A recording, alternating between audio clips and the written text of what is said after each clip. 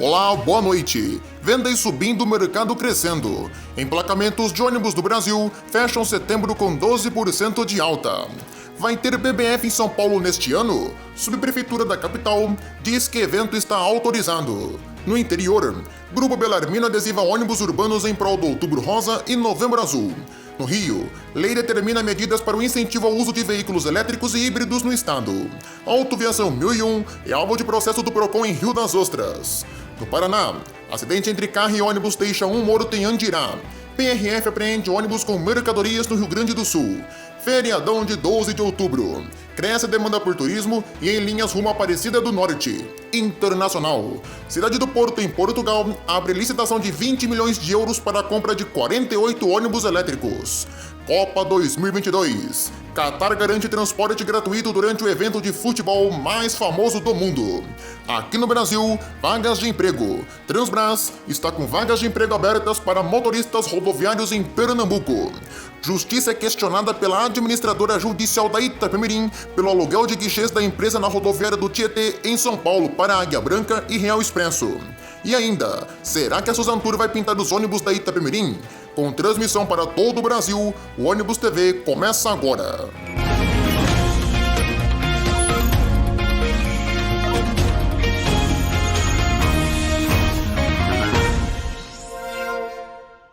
Iniciamos essa edição, claro, com boa noite novamente a todos vocês. Uma lei de autoria do deputado Carlos Mink e do ex-deputado Rubens Boltempo, que foi sancionada pelo governador reeleito do Rio de Janeiro, Cláudio Castro, e também publicada no Diário Oficial da União, determina que o Estado tenha medidas de incentivo ao uso de veículos elétricos e híbridos no transporte coletivo. De acordo com a Lei 9.870/22, os órgãos do Estado devem migrar gradualmente sua frota própria de veículos a combustão para os movidos a eletricidade e a combinação de combustíveis e eletricidade. A norma também autoriza que parcerias com parques tecnológicos e institutos de pesquisa, empresas e universidades sejam estabelecidas, podendo assim proporcionar que veículos de uso compartilhado sejam implantados, assim como a reciclagem de baterias. Os carros, os ônibus e os caminhões movidos a diesel e gasolina são os piores responsáveis pela poluição sonora, pela poluição do ar e pelo aumento do aquecimento global do planeta. Temos uma lei estadual e uma lei nacional do clima, que aponta no sentido de substituir veículos fósseis pelos renováveis. A lei de hoje determina que isso seja feito, cumprindo o princípio geral da lei nacional e da nossa lei estadual de mudanças climáticas, afirma Carlos Mink. Essa lei é de extrema importância, né? E visa, claro, um transporte limpo e sustentável. Muito bacana. No interior, a Autoviação 1001, empresa que opera linhas intermunicipais em Rio das Ostras, está sendo alvo de um processo administrativo do PROCON do Rio das Ostras, que abriu uma reclamação na última sexta-feira contra a empresa. De acordo com o governo municipal, o processo foi iniciado após diversas denúncias e reclamações que o PROCON vem recebendo, quanto à dificuldade na marcação e no agendamento de assentos destinados justamente à gratuidade dos idosos. O PROCON questiona ainda o fato de uma diminuição da quantidade na frota de ônibus nas rotas Casimiro de Abreu, Rio das Ostras e Macaé-Unamara, que vem causando vários transtornos aos consumidores. É muito importante que os consumidores da nossa cidade tenham a certeza de que o PROCON não vai permitir que abusos sejam praticados em nosso município, disse o coordenador executivo do PROCON do Rio das Ostras, Rafael Macabu. Mudando de estado, em São Paulo, a subprefeitura da Sé, da capital, autorizou a realização da BBF, ou seja, teremos uma segunda BBF ainda neste ano. A BBF é uma exposição de ônibus antigos e modernos que já se tornou tradicional na cidade de São Paulo e faz parte do calendário oficial de eventos do município. A organização é do Portal do Ônibus. Diante da possibilidade da não autorização neste ano, os organizadores entraram em contato com o Diário do Transporte, que questionou a subprefeitura da capital sobre uma eventual proibição do encontro na Praça Charles Miller, em frente ao estádio do Pacaembu, recentemente concedido à iniciativa privada. O local abrigou as mais recentes edições da capital paulista. Por meio da assessoria, a Prefeitura da Sé diz que mantém contato com os organizadores.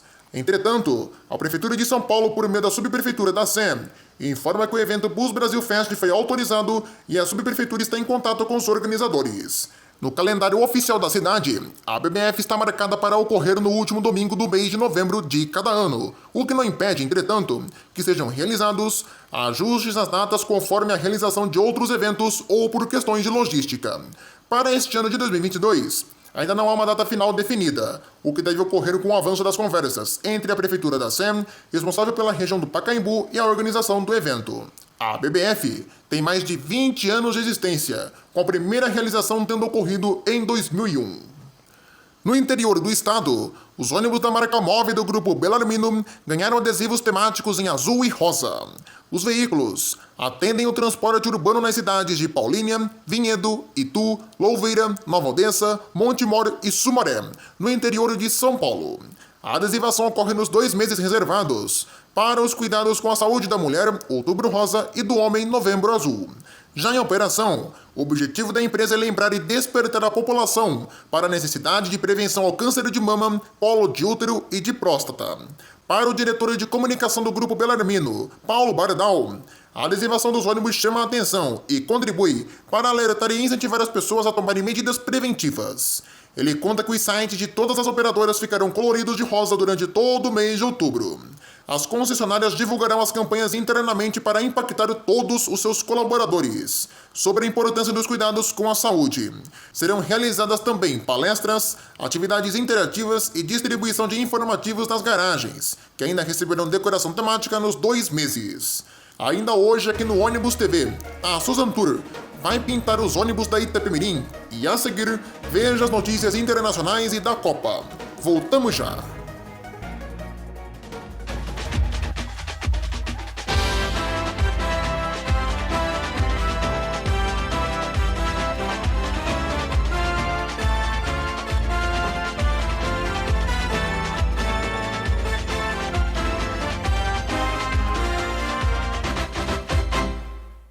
O Comitê Supremo para a Entrega e Legado do Catar, que organiza a próxima Copa do Mundo, anunciou que o transporte público será gratuito para os torcedores que vão assistir a jogos do torneio. O benefício será dado somente a quem tiver o Raya Card, uma espécie de visto que será obrigatório para todos que entrarem no país durante o Mundial. Somente quem tem ingresso das partidas e acomodações pode obter o cartão. O torcedor que for ao Catar poderá transitar entre os 8 estádios da Copa do Mundo em 3 modalidades de transporte: metrô, bonde e ônibus. No metrô, o sistema metroviário no Catar tem 3 linhas: ouro, verde e vermelho, cobrindo 37 estações. O serviço também conta com mini-ônibus que transportam passageiros entre estações ou locais de destaque na cidade. Existem 2 tipos: os ônibus Metrolink, que se movem em rotas adjacentes a um diâmetro de 2 a 5 km das estações, e os mini-ônibus Metro Express, que funcionam como transporte para passageiros entre as estações e os locais emblemáticos da cidade. Para os dias da Copa do Mundo, o horário de atendimento será estendido de sábado a quinta-feira das 6 da manhã às 3 da manhã, enquanto as sexta-feiras serão das 9 às 3. No bonde, tem 3 linhas que cobrem regiões-chave da cidade. O bonde, o bonde Lusail, que se conecta à estação Lake Taifia na linha vermelha do metrô, o Education City Train, que conecta o metrô via Education City, a Biblioteca Nacional do Catar e as estações Ais Shagabi, que será muito fundamental para partidas no estádio Cidade da Educação, e o Mersharan Train, que liga a estação do metrô Meishorebi com pontos turísticos do centro de Doha. Há também o ônibus Carva. O ônibus Carva opera em uma extensa rede ao redor do centro de Doha. Suas rotas podem ser rastreadas através de um aplicativo. Esses veículos são totalmente equipados com rampas, espaço para cadeirantes e acesso a cães-guia. Interessante, né? O Catar oferecer ônibus grátis. Ainda mais para quem é de fora e não tem acesso fácil ao dinheiro deles. Show de bola, né? Pela Europa, ainda nas notícias internacionais, a cidade do Porto, em Portugal, lançou licitação para a compra de 48 novos ônibus elétricos. O certame está a cargo da empresa pública STCP, Sociedade de Transportes Coletivos do Porto, com um valor acima de 20 milhões de euros, cerca de 102 milhões de reais. A aquisição inclui também o fornecimento de equipamentos de carregamento. O prazo de execução do contrato é de 3 meses. Os ônibus Standard terão cerca de 12 metros de comprimento. A STCP transportou 51 milhões de passageiros em 2021, um aumento de 3,6% diante dos 49,2 milhões transportados em 2020. No próximo bloco, emplacamentos de ônibus no Brasil sobem quase 12% em setembro. Com o mercado aquecido, as vendas de ônibus subiram no Brasil. Os emplacamentos de ônibus entre janeiro e setembro deste ano de 2022 somaram 15.235 unidades, o que representa alta de 11,65% na comparação com o semelhante período de 2021, quando foram licenciados para o mercado brasileiro 13.645 coletivos. Os números foram divulgados pela FenaBrave, Federação Nacional da Distribuição de Veículos Automotores, que reúne revendedores e concessionários por todo o Brasil. A alta mais significativa foi a comparação entre os meses de setembro de 2022 e de 2021. Neste ano, foram emplacados em setembro 2.436 coletivos e em setembro do ano passado, 1.151, uma alta de 111,64%. Entre agosto e setembro deste ano, a alta foi de 18,83%, com 2.050 unidades em agosto e 2.436 em setembro. No acumulado do ano, o ranking de marcas pouco mudou. A Mercedes-Benz detém sozinha mais de metade de todo o mercado de ônibus acima de 8 toneladas aqui no Brasil, com quase incríveis 8.000 unidades emplacadas de janeiro a setembro, seguida de Volkswagen e Marco Polo por causa dos mini-ônibus Volare que já são vendidos montados. A tabela completa você confere aí na tela. Mudando de assunto, com o feriadão chegando, a demanda por turismo para Aparecida tem subido. O mês de outubro começa com um aumento na busca por aluguel de ônibus rodoviários nas principais cidades da região sudeste, que estão organizando romarias ao Santuário Nacional de Aparecida, lá no Vale do Paraíba, em São Paulo. Nos estados de Minas Gerais, Rio de Janeiro e São Paulo, por exemplo, muitas empresas de turismo estão tendo aumento na busca por aluguel de seus veículos, inclusive os mais confortáveis double-deckers. No próximo fim de semana que antecede o feriado do dia 12 de outubro, o Santuário Nacional deve receber milhares de ônibus. Desde o início deste ano, o fluxo de romeiros em caravanas com ônibus vindos das mais diversas cidades do Brasil vem aumentando, principalmente nos últimos finais de semana. Na semana passada mesmo, o movimento foi muito intenso. Além das romarias de ônibus, muitos peregrinos estão se dirigindo a pé à cidade de Aparecida. E além de orientar os romeiros durante a novena e festa da padroeira, a PRF lançou no último dia 19 de setembro um aplicativo para celular desenvolvido pela corporação para justamente auxiliar os romeiros durante as peregrinações, com ferramentas que indicarão os melhores trajetos e pontos de apoio. O Santuário Nacional de Aparecida espera receber cerca de 1.000 voluntários para a tenda dos peregrinos na novena e na festa da padroeira de 2022. O espaço, situado atrás da sala de imprensa no pátio da Basílica, acolherá devotos que peregrinaram a pé ou de bicicleta, de 8 a 18 de outubro, das 7 da manhã às 7 da noite. Na tenda dos peregrinos, serão oferecidos serviços de massagem, lavagem dos pés, alongamento, curativos, atendimento médico e de enfermagem. A iniciativa desenvolvida desde 2017 une profissionais e estudantes de diversas áreas, como fisioterapeutas, massoterapeutas e enfermeiros. Em 2021, foram atendidas em torno de 2.000 pessoas em rotatividade que passaram por Aparecida.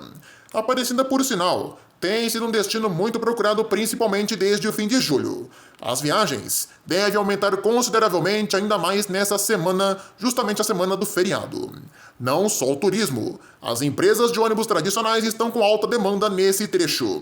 Um exemplo é o Expresso Adamantina, que está com uma alta procura por passagens na linha Rio-Aparecida.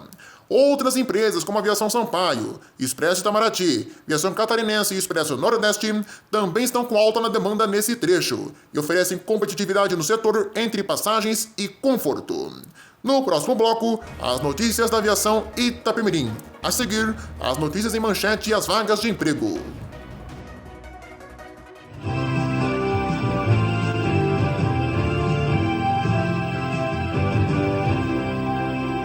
Uma colisão envolvendo um veículo de passeio e um ônibus rodoviário na altura do quilômetro 40 da BR-369 deixou uma pessoa morta em Andirá, no norte do Paraná. Agentes da Polícia Rodoviária Federal foram acionados para o local do acidente e informaram que o condutor do veículo de passeio morreu no local. O ônibus da dupla sertaneja João Márcio e Fabiano ficou com a parte da frente bastante danificada devido ao forte impacto com o carro. O Corpo de Bombeiros do Paraná também atendeu a ocorrência e o corpo da vítima foi encaminhado ao Instituto Médico Legal. A Polícia Rodoviária Federal informou que agentes da Corporação e da Receita Federal apreenderam um ônibus carregado com diversos produtos importados do Uruguai. A abordagem ocorreu na BR-153, em Caçapava do Sul, lá no Rio Grande do Sul. Ainda segundo a corporação, o coletivo que possui placas de Bento Gonçalves seguia de Santana do Livramento em direção à Serra Gaúcha quando foi abordado. Ao verificar o compartimento de bagagens, foram encontradas diversas mercadorias espalhadas em 72 sacolas, tais como eletrônicos, bebidas alcoólicas, roupas e produtos alimentícios. Os produtos ocupavam todos os compartimentos do veículo, inclusive a área destinada ao motor do ônibus. O ônibus e a carga foram apreendidos e encaminhados ao depósito da Receita Federal em Santa Maria, e o condutor responderá pelo crime de descaminho perante a Justiça. Essas foram as notícias em manchete de hoje.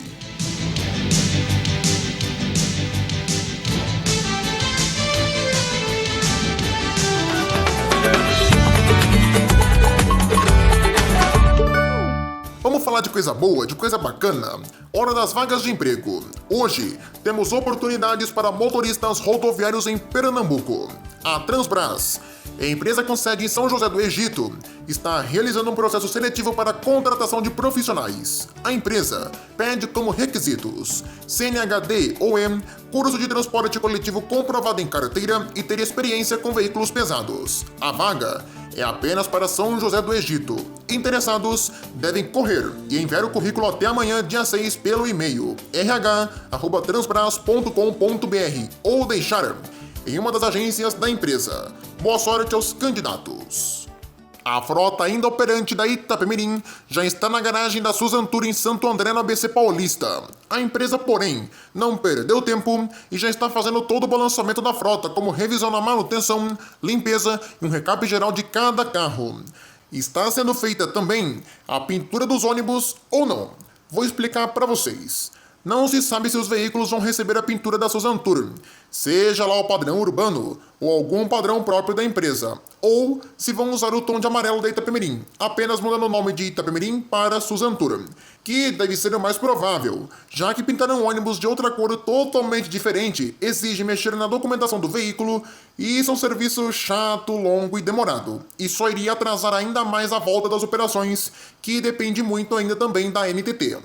Vamos aguardar. Mas, e você aí? Acha que vão pintar os ônibus por completo ou vão mudar apenas o nome? Falem aí pra mim nos comentários. Ainda na Mirim, em petição ao juiz João de Oliveira Rodrigues Filho, do TJ de São Paulo, a administradora judicial XM Partners protocolou reclamação contra o aluguel de guichês que eram usados pelas viações Itapemirim e Caiçara no terminal rodoviário do Tietê a duas empresas de linhas interestaduais de ônibus, a Aviação Águia Branca e a Real Expresso. O documento é datado de 30 de setembro, sendo divulgado apenas agora. Além disso, a XM pede o fim da atuação de Eduardo Abraão da Transconsult e que sejam fornecidos dados como localização dos ônibus, relação de funcionários, lista dos bens de imóveis e documentação sobre o parque rodoviário de Cachoeiro de Itapemirim. A XM alega que quando foi fazer a arrecadação dos bens nos guichês do Tietê, se deparou com pessoas acompanhadas do gestor judicial Eduardo Abraão, retirando os bens da Itapemirim com urgência dali, pois agora pertenciam à Real Expresso, o que foi apoiado pela Socicam, responsável pelos guichês do Tietê. Ainda de acordo com o relato no pedido ao juiz, o representante da administradora em ato contínuo pediu para que os bens até então retirados dali retornassem para o seu local de origem, pois precisavam ser arrecadados e lacrados, momento em que surgiram entraves nas diligências, resultando na obstrução por parte da Socicam do acesso aos bens móveis que se encontravam no local por parte da administradora judicial.